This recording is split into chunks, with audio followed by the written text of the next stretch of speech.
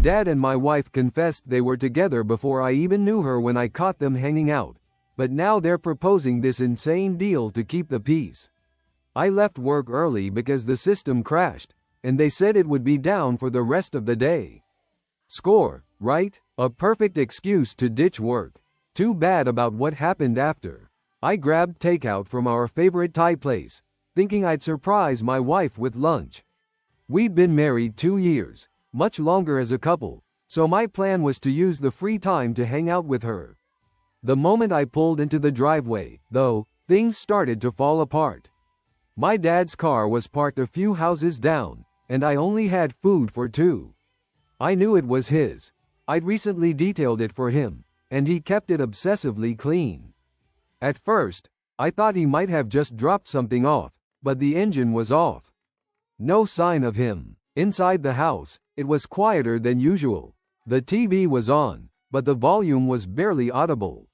My wife wasn't in the living room.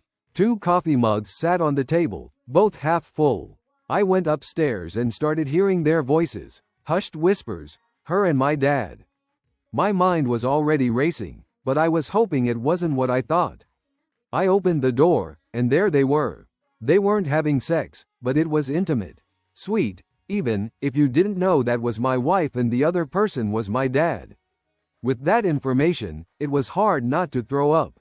They were sitting close on the bed, gazing into each other's eyes, hands clasped, foreheads touching like they were in a slow, tender embrace.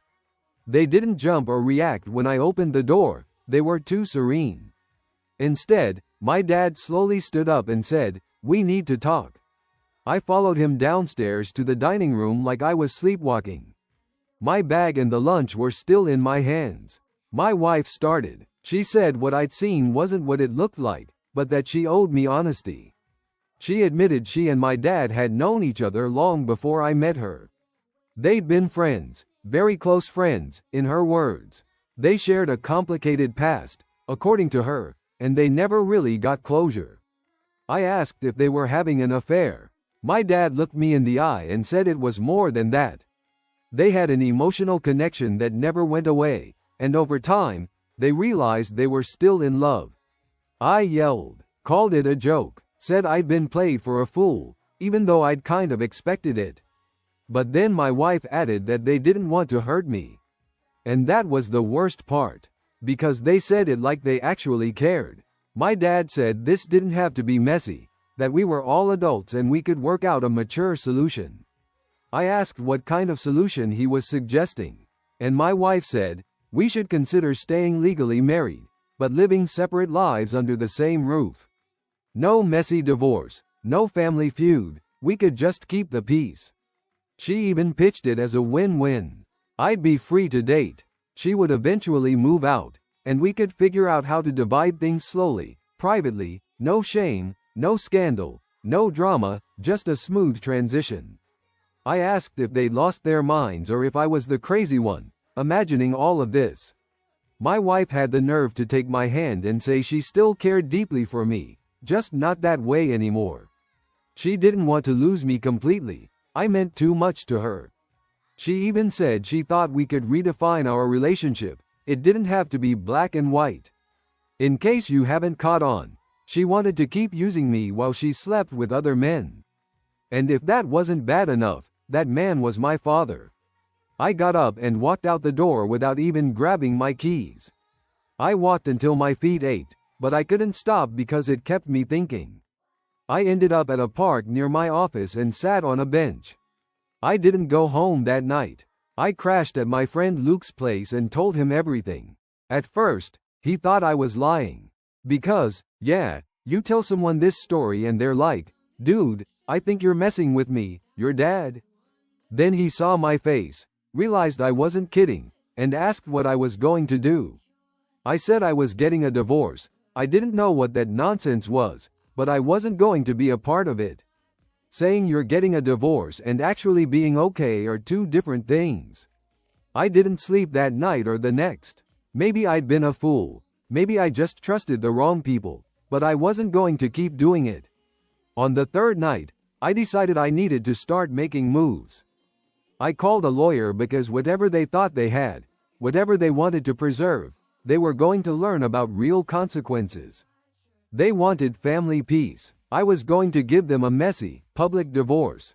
I didn't answer their calls or texts for a week. Stayed at Luke's the whole time. Most days, I just sat on his back porch, staring at his overgrown garden, philosophizing about my life and everything that had happened. Went to work like a zombie. Then I stopped philosophizing and started fixing up his garden. Seems dumb, but the distraction felt good, and it was my way of thanking him for letting me crash there. On the 8th day, I finally responded. Told them I was coming to get some of my things, and I didn't want a conversation.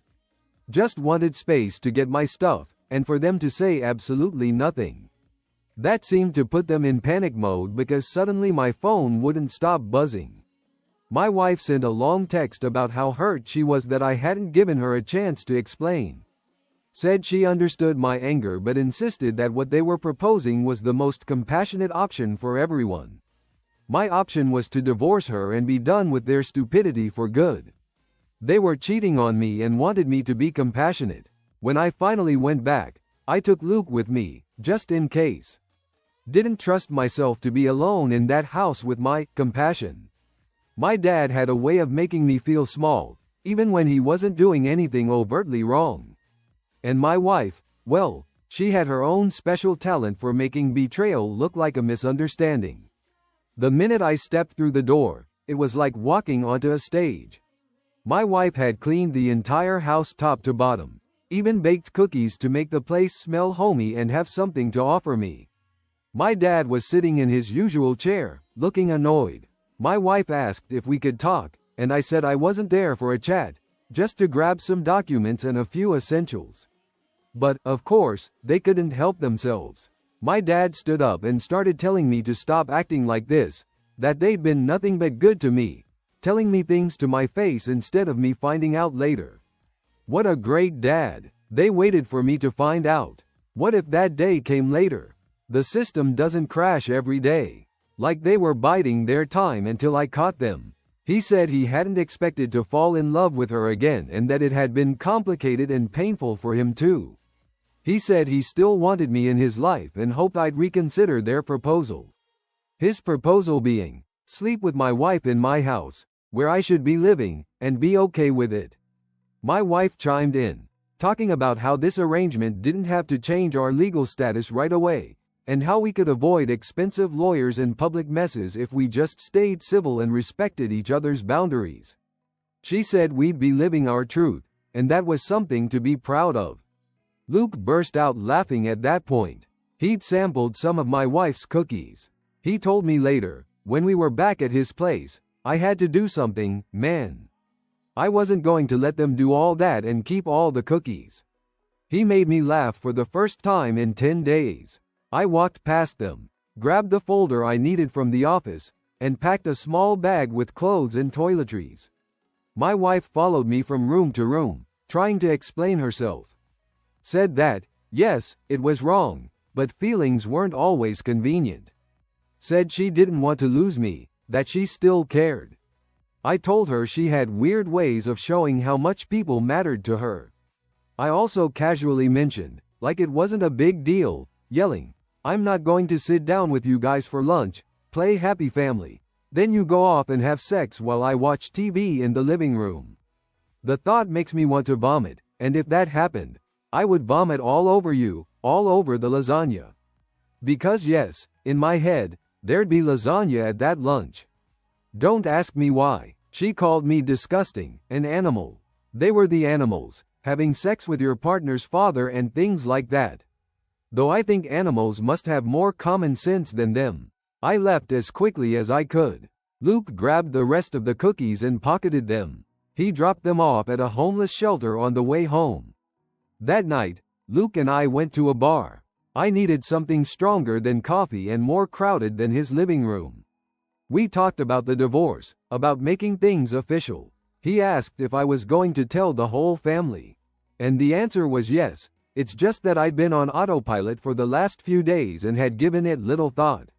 Especially had to tell my mother. When we got back to his place, I had 2 new messages waiting for me. One from my wife, One from my dad. More nonsense I didn't bother responding to. Now I have other things to think about, which will distract me from this. I have to talk to my mom about my dad. Although they're divorced, I don't know how much they'd care to know about this. I don't know how long this affair has been going on. Update 1. After that night of the post, I didn't block them. I thought it might be good to have a complete record in case I needed it later. My lawyer said it would be good to have messages from them admitting what was going on. The worst part was pretending in front of others. I still hadn't told my mom. She and my dad divorced over a decade ago. She was finally happy with her life. The last thing I wanted was to drag her back into his mess. But the longer I stayed quiet, the more it ate at me. It all came to a head at a family dinner 2 weeks later. One of those casual Sunday potluck things my aunt hosted. Half the family catching up, kids running around screaming. I'd almost skipped it, but then I thought, why should I stay away? I haven't done anything wrong. I showed up with a store-bought pie. I didn't have the energy to bake. Everything seemed normal until I saw them. My dad was already there. And sitting next to him, she was there too. I almost turned around and left. Then I said, screw it. They're not getting off that easy. If this was the game they were playing, it was time to flip the table. I went straight to the table, pulled up a chair across from them, and said, I'm surprised to see you two here. My dad smiled like we were catching up over coffee. Said he thought it was time to be honest with the family and that transparency would help everyone move forward. My wife just sat there, like she wasn't sure if she should speak. So I did it for them. I stood up, looked around, and told the whole table that I'd caught them cheating. Said my dad and my wife had been together behind my back for who knows how long. Said they'd proposed a deal. A deal where I would stay legally married and let them continue their relationship while I pretended not to know anything, to keep the family peace. Luckily, my mom wasn't there that night. I'd rather talk to her about it than have her find out like this. My dad tried to jump in, said I was twisting things. Said he and my wife had reconnected emotionally and hadn't meant to hurt me, but adults should be able to handle mature relationships. I cut him off and asked, what kind of mature relationship involves sneaking around and sleeping with your son's wife? One of my uncles asked my wife if it was true. She just nodded and mumbled something about things getting complicated. Complicated is forgetting to pay the electric bill, not falling head over heels for your mini father-in-law and saying, we reconnected emotionally, and those were my words in front of everyone. I left after that because I knew my father had something to say. I didn't wait to see who stayed at the table with them or who left. I figured people would make their own decisions, and I wasn't going to beg them to take sides. The fallout came in waves. Some family members called and texted that night, saying they couldn't believe it. The family balance is pretty good, and I don't think there's anyone supporting my father's stupidity at the moment. My dad sent another long text the next morning, saying that I was wrong to refer to my wife in the terms I did. That she was my wife and I owed her respect. I thought about recording my laughter because it was the second time in a long time that I laughed and sending it to him, but I didn't. My wife, for her part, sent a shorter message. Said she was sorry things had to be this way and hoped that someday I'd understand how hard it had been for her to choose between two people she loved. I gave my lawyer permission to set the wheels in motion. He warned me it might get complicated since we hadn't been married long and didn't have a prenup. I told him I was ready for a fight. Deep down, though, I just wanted my name off the paperwork. I wanted my life back. I've already talked to my mom, and even though she was completely horrified, I think she was more so for me than for her. Update 2. The flying monkeys started arriving. My uncle, my dad's brother, was defending my dad. Not overtly, but not the stance of someone who knows their brother was sleeping with their nephew's wife. Said his house wasn't the place for what I did, that I disrespected him by doing that. Finished by saying that he didn't want to take sides, but I forced him to. Like you can take my father's side, my uncle is also sleeping with my wife. I don't want to think about it, but you have to be very invested in this to make it seem okay. When the divorce papers were finally served, she tried to call me. Kept trying. There were messages. Said she knew this was hard for me, but she hoped I could forgive her someday. They see themselves as a love story right now. A big, screwed up, disgusting, rotten love story. At least they no longer want to worry about me stopping the divorce. Now that everyone knows, I'm partly doing them a favor. But you know what's even worse? Staying married to that tarantula. My dad left a voicemail saying he still wanted to find a way to move forward. Said that, no matter what, we were still family, and he refused to let this tear us apart permanently. I ignored the message without listening to the end. If my dad thinks that after this, we're going back to being father and son, tossing balls in the backyard, having barbecues together, he is sorely mistaken. Update 3. I got home from Luke's after work to find a letter taped to my door. It was from my dad. He wrote that he didn't expect me to forgive him right away, but he hoped we could talk like adults. Said he and my ex were considering a future together and wanted to do it with my blessing. Wrote that they'd never truly be happy knowing I was still out there, hurting. That they needed family peace.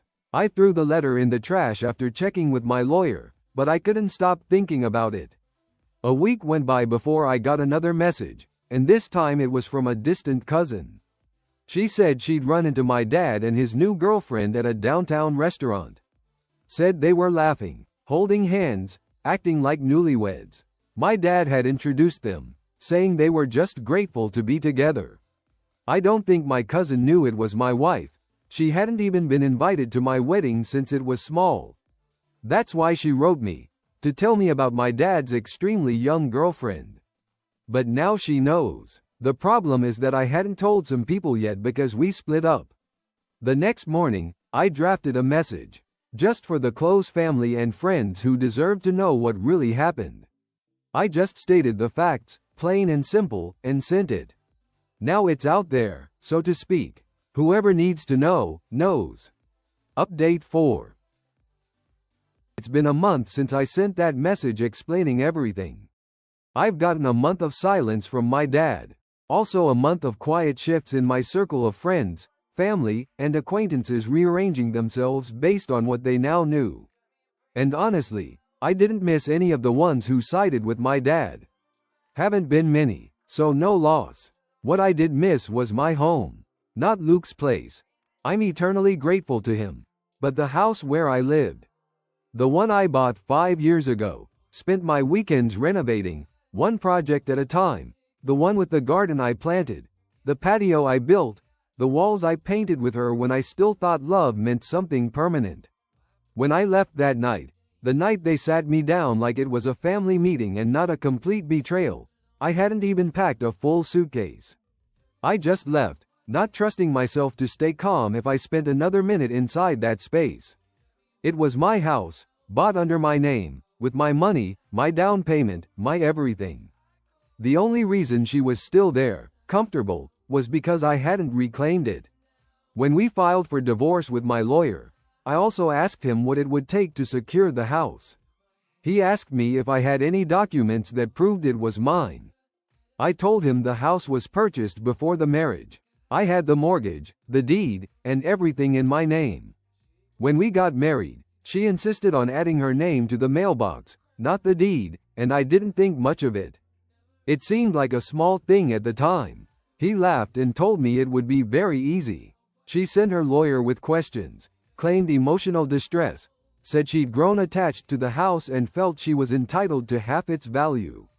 My lawyer told her that feelings didn't matter here, legal documents did. There was no gray area, no shared ownership, nothing in her name, no payments made from her account. I was more generous than I liked, offering her 30 days to pack and move out, but those are the legal requirements of my state. I told her through her lawyer that if anything in the house was missing or damaged, I would pursue it legally. She stopped caring about the house. The house has been mine again for 2 weeks, after this period passed. And I'm so glad to have it back, even if it's just to take it away from her and my dad. It feels like a win. even though I'm sleeping in another room and will probably sell it. But it was bought with my money, and I don't want her to keep enjoying it in any way. Update 5. The divorce took 6 months total, from filing with my lawyer to the final decree. But the last few months were the most peaceful part of this whole mess. And when I finally had those papers in my hands, stamped, sealed, official, I sat in my car in my driveway and just stared at them. 2 years of lies, trashed in 12 pages.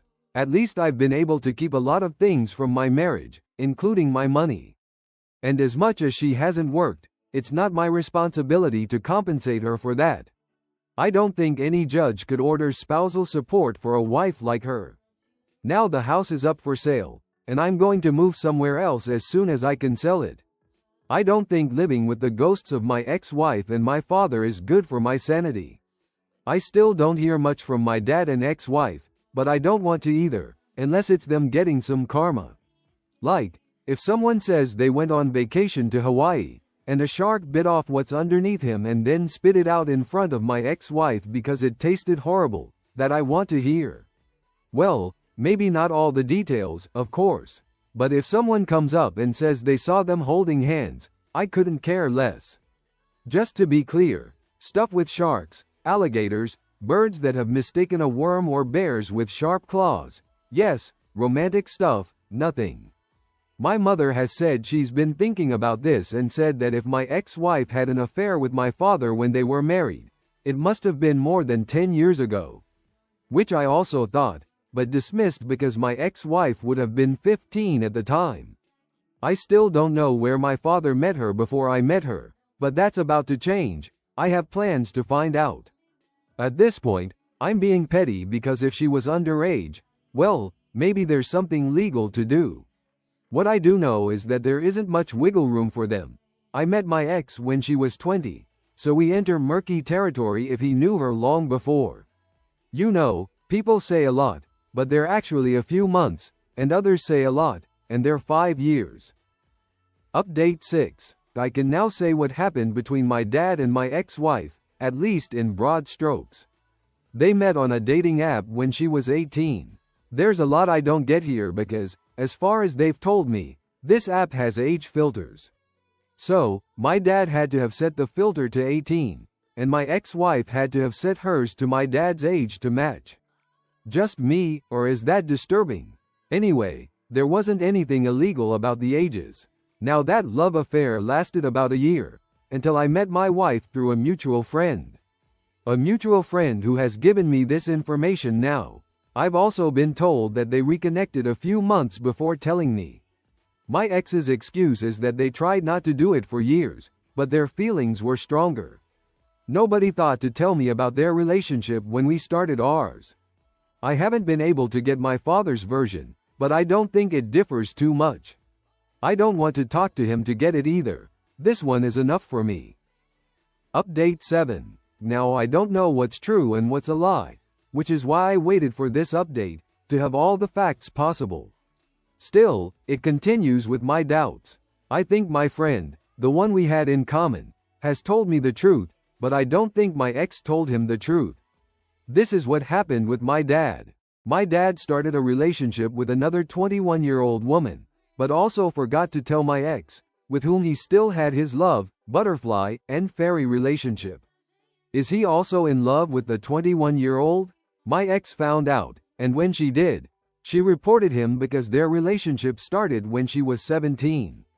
I don't really know how they met, but that's the point. But rather that my father was doing something illegal because the age of sexual consent in the state is 18. My father was going to have a lot of legal problems. In this state, there are penalties of up to 20 years. But my ex backed out at the last minute and said she was lying.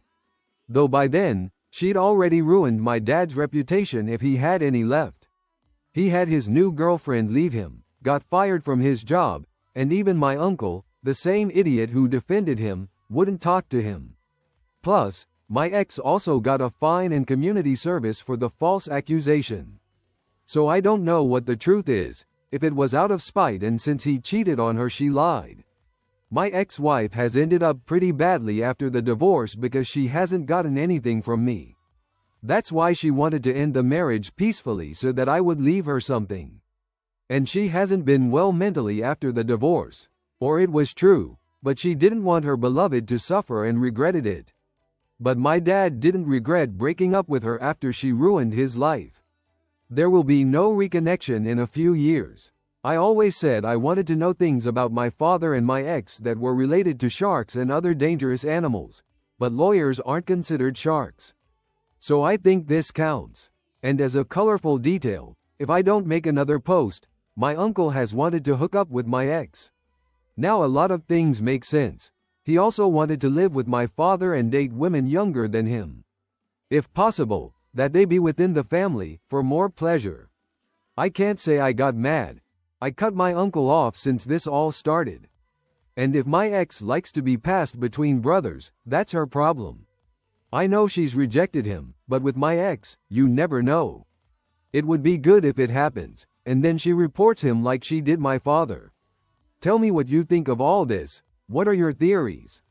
Every time I think about it, I have a new one, but I also try to avoid thinking about it.